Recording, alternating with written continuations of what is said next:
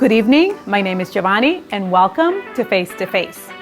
During the Middle Ages, the church used theater as a way to tell the biblical story because it was the only way for people to learn God's relationship with man. Yet today, the church is skeptical of theater. I mean, let's face it, there are aspects of it that are corrupt. But Amelia Smith of Still Small Theater is here to convince us that theater is the perfect place for the gospel message, and that theater needs Christians like you and me. Are you ready? Let's get into it.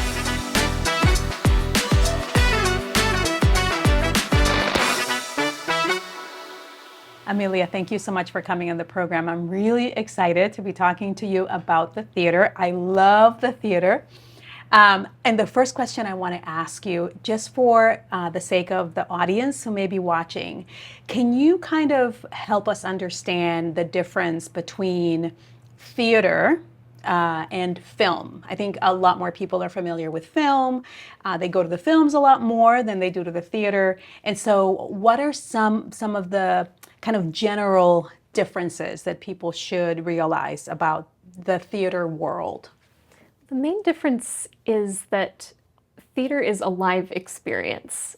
Film, it's all going to be pre-recorded, and like you can take as many takes as you want to. You can do things out of sequence. You can, the editors work their magic and make it all into a seamless thing, which is the product that you see. And like a lot of films these days, people are using CGI. They're using all kinds of special effects. So the experience that the actors have may be completely different from what the audience actually sees. Mm-hmm. Whereas with theater, it is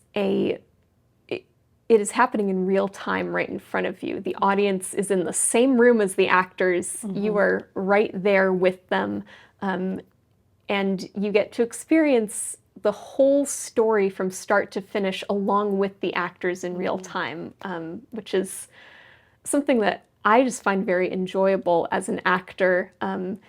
With film, you do one scene and you may do it 10 times or more, mm-hmm. and then you finally get that take that you like, or you just get too tired to keep going, and that's it, and then you move on. And then like 2 years later, the finished film comes out and you're like, oh, that scene, I remember that scene. But with theater, you may rehearse in sections.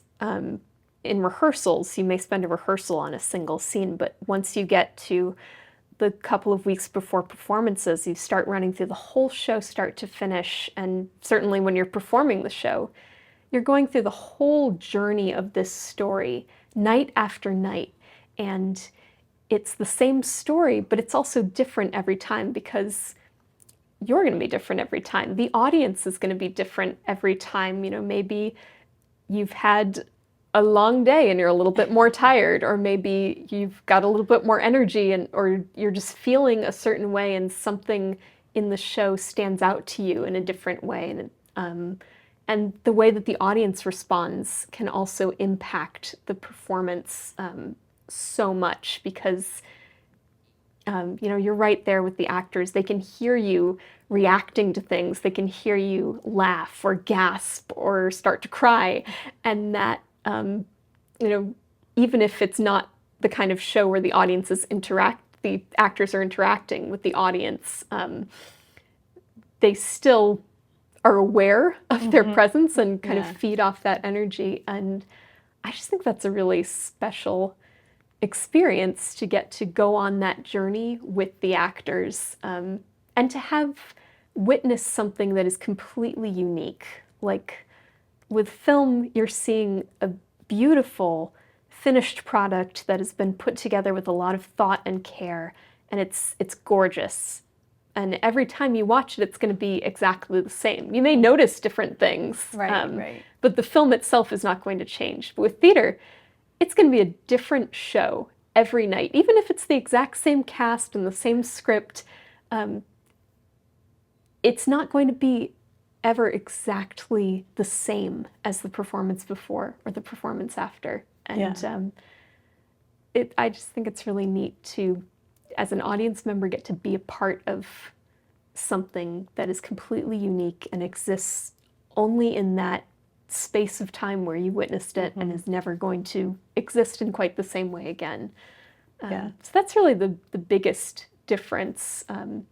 Because the two mediums are so different, like the production process is going to be different, the actor's approach is going to be different, and the way we engage with it is going to be different too. Yeah. One of the things I that I was thinking about too is, the actors in film don't need to project as much, because generally there are, and people might have seen this, microphones that are placed, strategically so that the camera doesn't catch it, but the microphones are there to catch what they're saying. Whereas in theater, actors have to project their voice, depending on the size of the theater, to make sure that everyone in the theater is able to hear them. Isn't that the case? That's true too. Even if you're in a big budget production that has really nice microphones, you still have to fill a bigger space. Yeah. Because, you don't have a mic right up next to you. You don't have a camera just a couple feet away. You have to share the story with the whole audience, whether they're in the front row or up in the balcony. Yeah. And so it does have, there's a heightened energy to it. The performances are often magnified, they're larger than life. So theater can sometimes be inherently a little bit less realistic than film, because if you're doing a film, you're shooting on location. Like if you're doing a scene that takes place in a house, you could be in an actual house. If you're on stage, it's going to be like maybe a wall and a table and an outline of a door. Right. And theater tends to embrace that, what they call suspension of disbelief, a little bit more than film. Like, we know that this is not a house. Right. We know that these actors are not actually the characters that they're playing, and they're just bursting into song in the middle of a store, and we're just going to go with it. And I think that also can be very fun to... Magical, I think. Yes. To it. There's a magical aspect to theater. I really love the theater. But what I wanted to ask you about, it was something that we talked a little bit about before the camera started rolling, is about the history of Christianity and theater. Can you tell us a little bit about that? You were very excited while you were talking about it, and I thought we have to use it. We have to let our audience know that, in fact, there is a history within Christianity of doing what? So there is a long history of Christianity and the theater, and I feel like the church kind of goes back and forth between being very hesitant about the theater and embracing it. So if you go, I'm going to history nerd for a second. Sure, let's do it. If you go all the way back to the origins of theater in ancient Greece, it was something that Christians, as Christianity was just starting to emerge, as the church was just starting to figure out who they were going to be, and how they were going to define themselves and kind of separate from the rest of society.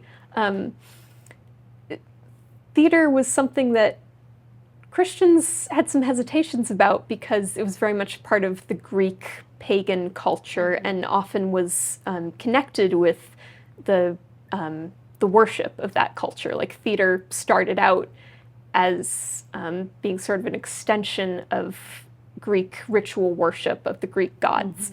And so that was something that Christians didn't want to be involved with. But then you go like several centuries later, in the Middle Ages, the church is now pretty well established, and trying to figure out how do we share the gospel with people, how do we tell these wonderful dramatic stories from the Bible.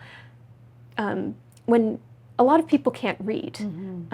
Before literacy was widespread, before books were widely accessible, now you can just pull up the Bible on your phone anytime you want. But back in the Middle Ages, that was not something that people had access to. Even if they could access a Bible, many people couldn't read it. So the church would put on these spectacular pageants. They called them mystery plays. And they would dramatize the entire Bible, from the creation of the world all the way through the life of Jesus, through to the book of Revelation and Jesus coming again in glory, because they wanted people to know the story and be able to experience it in a way that was going to be really memorable and make it come alive for them. And so it would be a whole town project. Every town had its playwright, and they would create their own mystery play cycle. And they would include references that were specific to that town. They would have the characters talk the way people in the town talked. They would reference like local places and people and events that were going on. And the different craftsmen's guilds would sponsor different scenes, like the Carpenters Guild would sponsor Noah's Ark, and they would build an ark, or the Jewelers Guild would provide jewelry for the Magi and to present to baby Jesus. And so theater for a time was something that the church was using as a very powerful evangelism tool. And then you go a little bit farther, like not even just a couple hundred years farther, theater becomes more of a popular thing outside of the church. And this is with the rise of Shakespeare plays. Yes, exactly. Around that time, Shakespeare and Marlowe and other writers are rising to prominence in England and around Europe, and theater became associated once more with the kind of immoral, body, lewd thing, like crude humor, sort of, body stories, or there would often be drinking or people carrying on various inappropriate flirtations in and around the theaters. And so at around that time, the Puritans decided, like, similar to the Christians in ancient Greece, they're like, we do not want to be associated with that. This is not how Christians are supposed to behave. We're going to separate ourselves from this. And honestly, I feel like in a lot of ways that separation has continued. Yeah, it has never returned in some ways. Okay.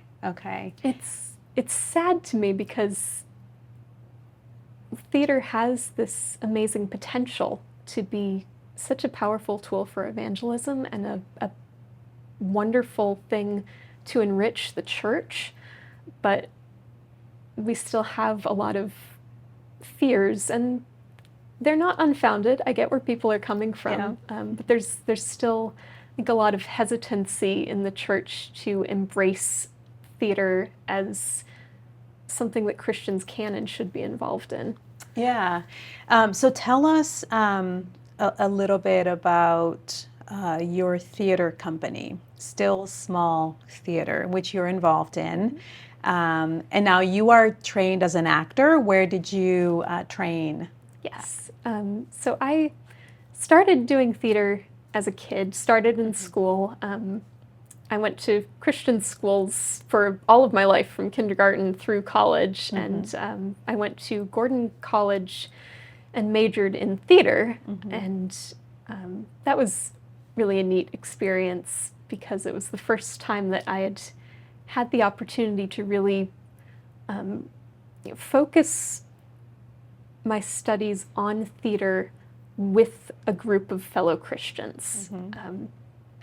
Up until that point, it had kind of been either I'm learning alongside other Christians, but we're doing regular school stuff, or we're doing church things, or I'm doing theater and loving it, but not everyone around me is a Christian. Some people are, yeah. but not everyone is coming from that perspective, and I don't feel like completely comfortable bringing my Christian perspective and my Christian values to the work that we're doing, because I don't want to be judged. I don't want to be accused of judging other people. Yeah. But studying theater in a Christian theater department at a Christian college suddenly was like, we're going to do serious theater work, and we're all coming from the same perspective. And like, even within the Christian community, there's a variety of perspectives and experiences that people have, but it was really cool to be able to do that work with other Christians and see sort of how we approach the work differently because of the way that we see the world. And I wanted that to continue after college, and so did many other graduates of Gordon's theater program. So that was how Still Small Theater came about. 2 Gordon grads in, I think it was around 2012 that it became officially a thing. Jasmine Myers and Eli Donis were 2 alumni of Gordon College, decided that they were going to get together and do a show, and they invited a couple of other Gordon alumni and current students, including me and my husband, to be a part of their inaugural production. They didn't even have a name for their theater company yet. They were just like, we're not done doing this Christian theater thing. We want to keep doing it. So that was how Still Small Theater got started. And there's something really unique when we were talking about Gordon Conwell's theater program, a little information that most people don't know about their theater program. And do you remember what you told me about their theater program? Yes. So Gordon College, not too long ago, like within the last 5 years, was named one of the top theater programs in the state of Massachusetts. They were looking at college theater programs from the whole state, both secular and Christian colleges. And Gordon was ranked, I forget exactly what its ranking was, but it was within the top 10. I want to say it was high up on the list. I don't remember exactly how high, but it was one of the top theater college theater programs in the state. And the fact that it's a small Christian school and one of the top programs in Massachusetts, that's something. They've got Salem State just a couple of towns over, which was also one of the high-ranking ones on the list. But made me very proud, and I was also encouraged to see that being recognized, because we were discussing before the cameras started rolling that at least when Christian film and Christian theater was first getting started, not all of it was necessarily the highest quality. And it's just very encouraging to see, yes, we can be Christians and do good quality art. Right. Yeah. And the thing is, as with, film, now there are avenues for Christian actors if they want to pursue film and they want to stay within kind of a Christian, production companies or a Christian film industry. There isn't a path and an avenue for them, whereas there may not be as many avenues for someone like yourself or other graduates of Gordon, right? To pursue their love of acting or a career in acting in theater through Christian theater companies, let's say, because unless everybody cannot go and work at Sight and Sound, right, in Pennsylvania, which is, when people think of theater now, that is what they think of, Sight and Sound in Pennsylvania. But theater is so much more than that, right? There are so many other ways in which stories can be told. So Still Small Theater was created, and you are now the... So what is your title with Still Small Theater? Title is still being workshopped, but I have been a core member of Still Small's leadership team since 2015 when I graduated. So I'm part of the artistic leadership team of Still Small Theater. Let me ask you another question regarding Still Small Theater. I was just, I've been curious about this. Why the name? I know, there's that verse in the Bible that talks about God's still small voice, and I'm assuming that has something to do with the name. But how do you tie the two as sort of Still Small Theater? So, as I mentioned just a bit ago, when Still Small first started out, the company didn't even have a name. When we did our very first show in 2012, which was called The Prophet Project, we had a basket that we took to performances and put by the door as people were going out, where they could write name suggestions on slips of paper. And so Eli and Jasmine, our founders, after the show finished, were looking through all these names that they had collected, and people had all kinds of suggestions. And the one that they were praying about it and thinking, okay, Lord, what should we name our theater company? Yeah. And the name that came to them was not one that they had picked, right.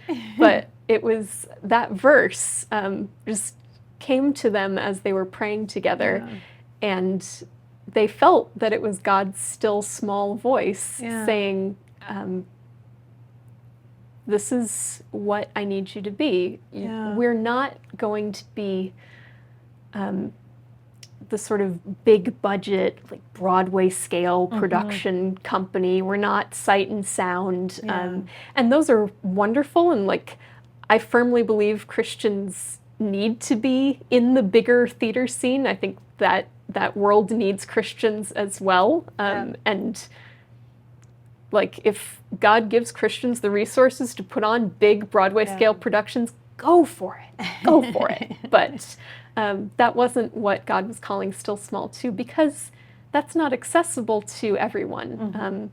It's going to take time and resources to put on, and it's going to end up, just because those shows are expensive to produce, it's going to end up being cost prohibitive for people to see or to take part in. And Still Small Theater, one of the sort of principles that's been important to Still Small Theater from the very beginning is that theater should be accessible to everyone. And so we felt that God was calling us to be that still small voice in our communities that is not necessarily big and flashy, not necessarily drawing a ton of attention, but still delivering the message in a way that's memorable and a way that people are going to pay attention to.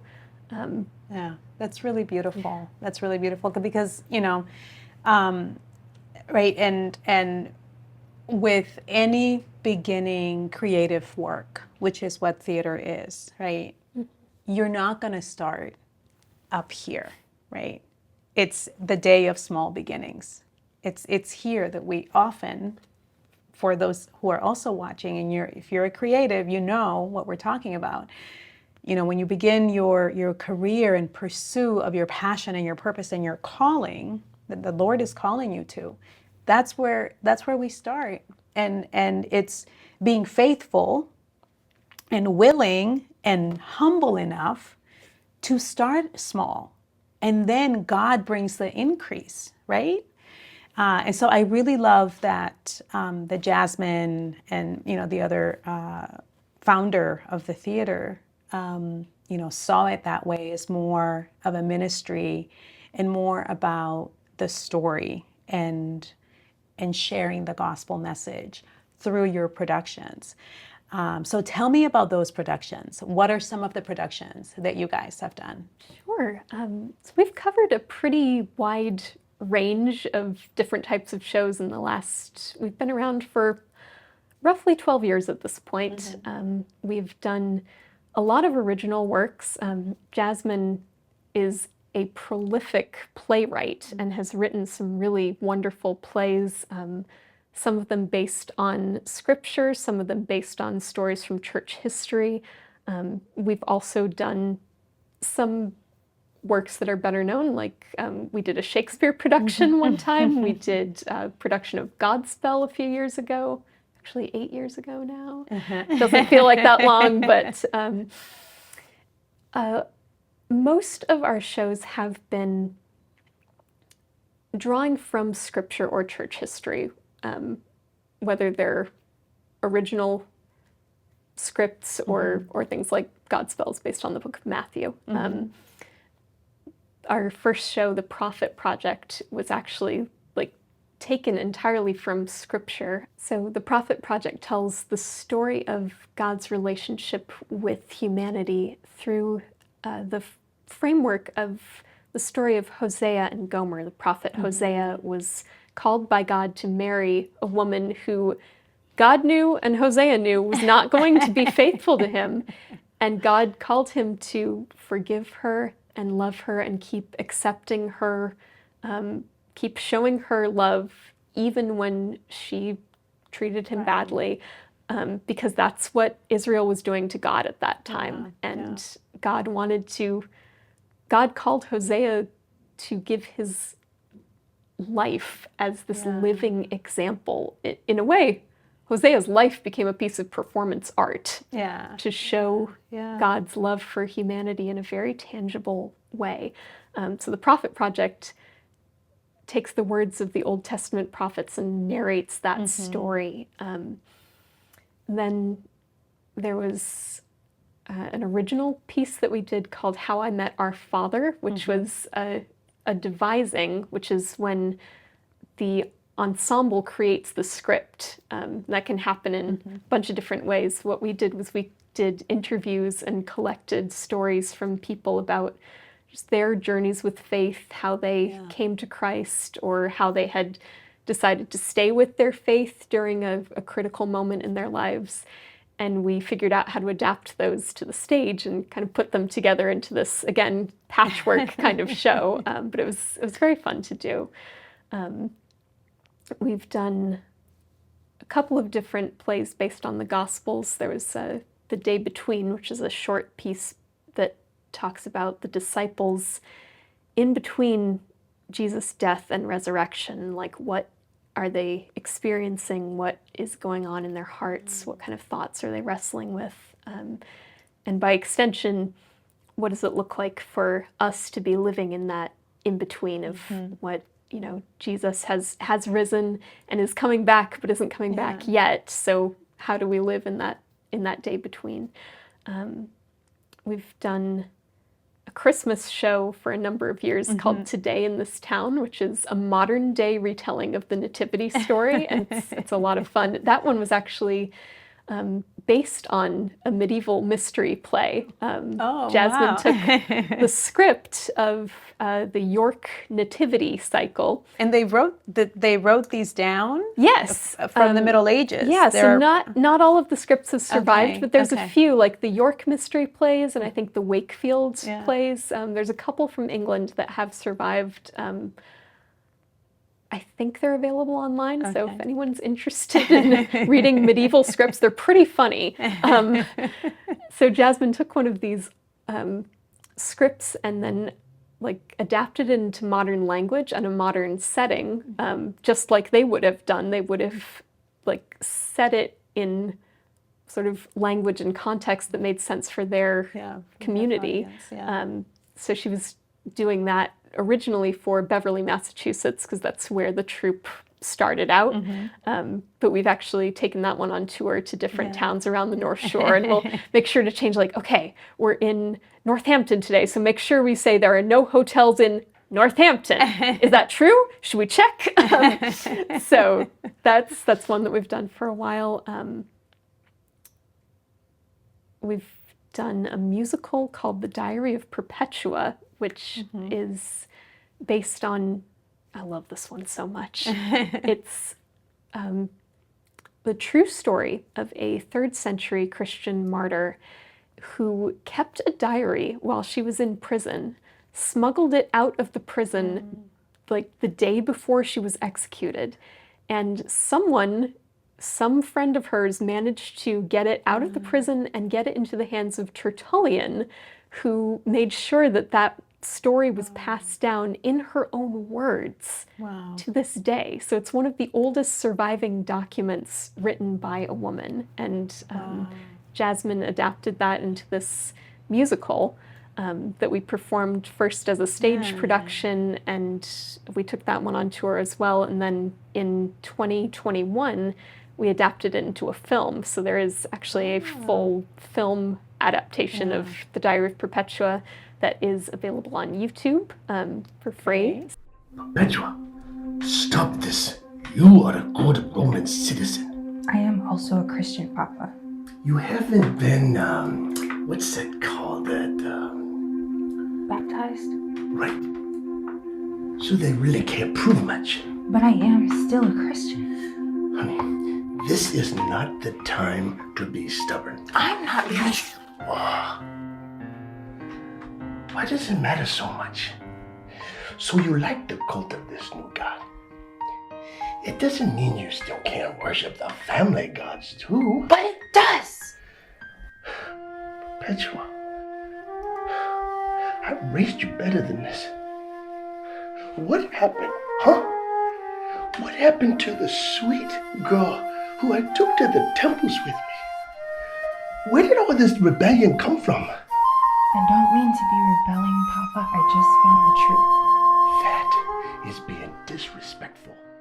So Awesome. something to, we're primarily a theater company. We have dipped our toes into the world of film a little bit because it was 2020 and live theater was really hard to do back then.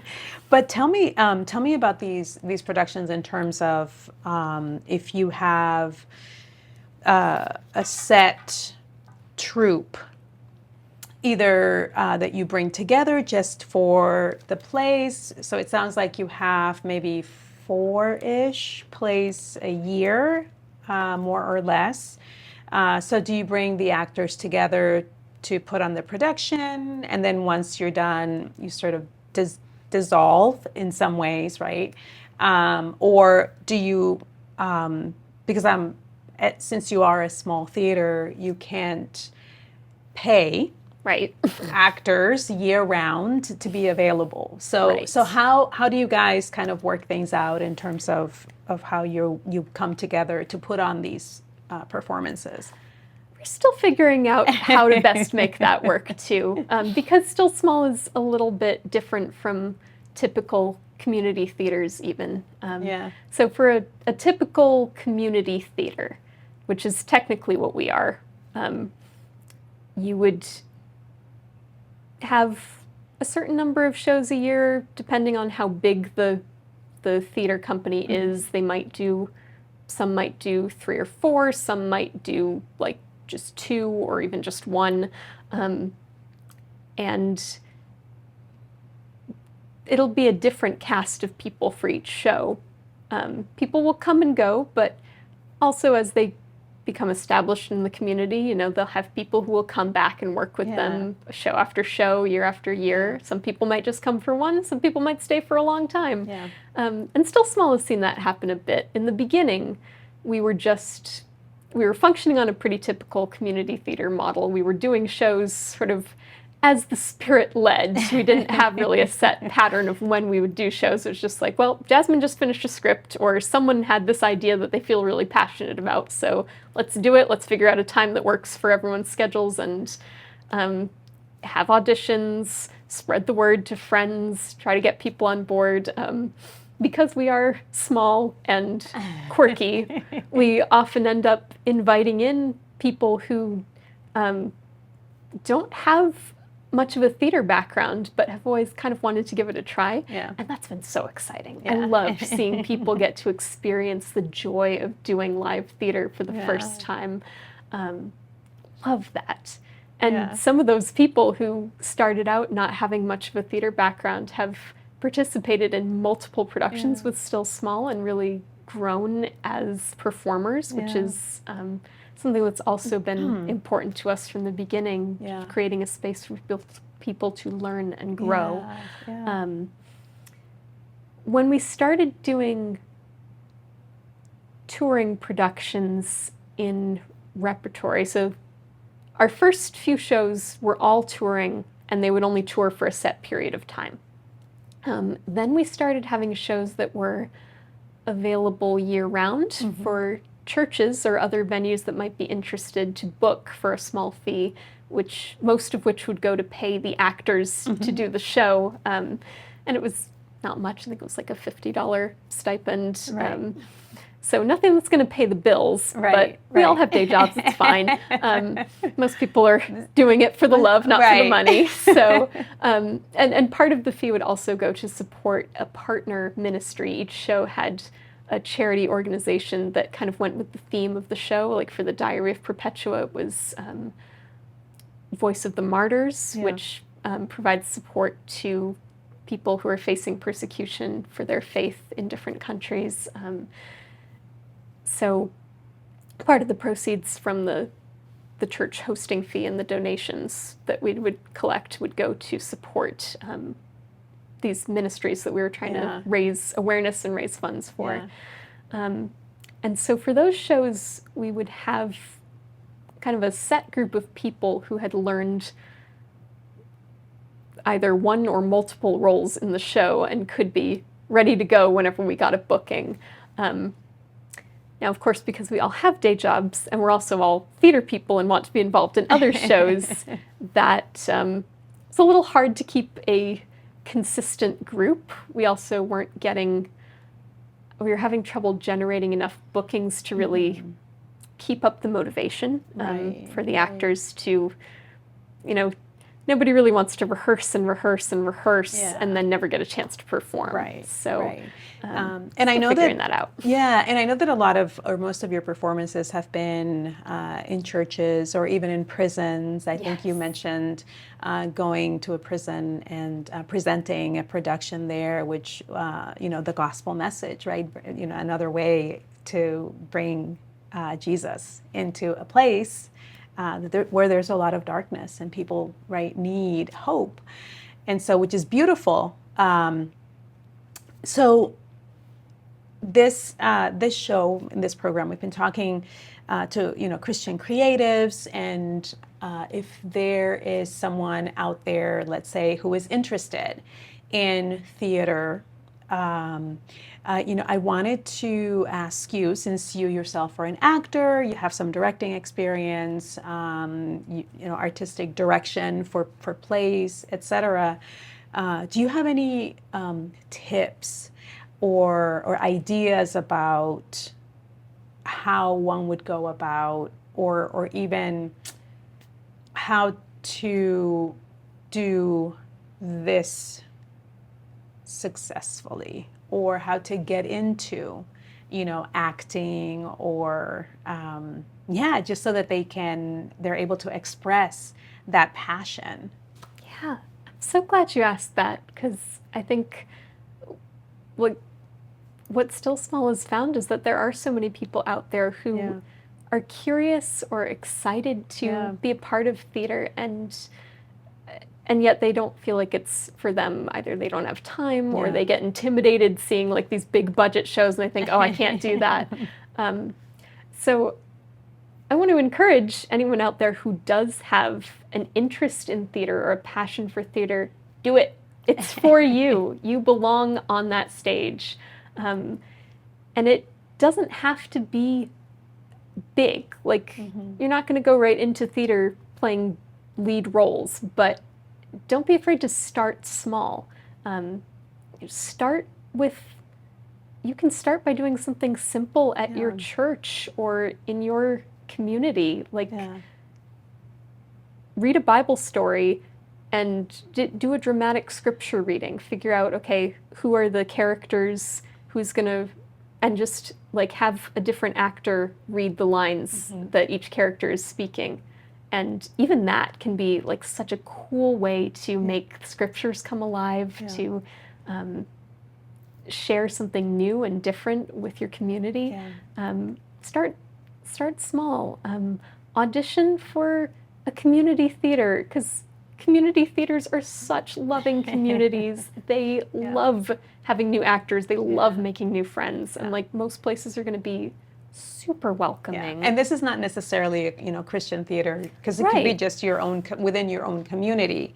Right. And like sometimes it can be scary stepping into a space that's not necessarily a Christian space, because, we hear things about the theater people and it's like, I don't know if they're gonna like me. But those communities need Christians, because there are a lot of Christians who are afraid of stepping into that world. And there are a lot of people in the theater community who have the exact same fears about our community. Right. They are afraid that they're not going to be accepted by the church for a variety of reasons, or they've been hurt by the church. And we can, if they can't come to us, we need to go to them. So I've been involved in some community theater shows that were, not with Still Small, that were with secular companies, and have been playing small roles in the ensemble, but just being in that community and being able to share the love of Christ with that community, encourage people, pray for people, not even like out loud, but just praying backstage before the show. Or if somebody shares something that they're going through, or you notice another actor is having a tough day, pray for them. They may not have anyone else praying for them. They need us in that community. And people notice the difference. I've had people say, like, about me and other Christian friends in secular productions, like, you guys are so nice, or like, you're so kind, or like, you're such a positive person to work with. Like, theater community needs us. So get out there, get involved in the community, and like, don't be afraid to start small with small roles, because every experience is going to be valuable. Every experience teaches so much. So, and also go see shows, because I know they're not always the most accessible, but now, like with streaming services, there are a lot of professional theater productions that are available online, and that's sometimes a little bit easier to access than going to see a live production, although live theater can't compare with live theater, but like go see what's going on in the theater world. Go see what kinds of stories you want to tell, and figure out how to be a part of it. Like, jump right in. Thank you so much, Amelia. I think you have given the perfect reason for our audience to get involved in the theater, to go see it. If you are someone who is interested in acting, community theater is definitely an avenue for you. Make the Bible come alive, and think of the theater world as your potential mission field. So there are so many ways in which we can be involved as Christians in theater. God needs us in every space in our world, because they need to hear the love of Jesus. Thank you so much for tuning in. We will see you next time.